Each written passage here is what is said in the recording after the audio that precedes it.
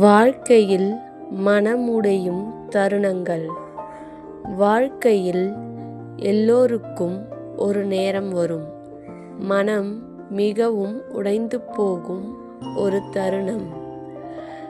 நாம் நம்பியவர்கள் நம்மை புரிந்து கொள்ளாத போது, நாம் செய்த நன்மைக்கு பதில் காயம் கிடைக்கும்போது, அது மனதை மிகவும் வலிக்க வைக்கும்.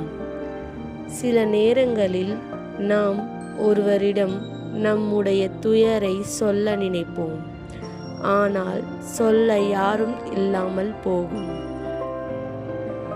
அந்த நேரத்தில்தான் நான் மட்டும்தான் இப்படியா என்று தோன்றும்.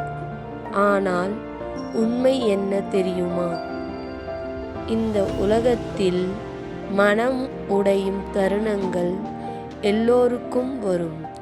அது பலவீனம் அல்ல, அது நம்மை இன்னும் வலிமையான மனிதராக மாற்றும் ஒரு அனுபவம்.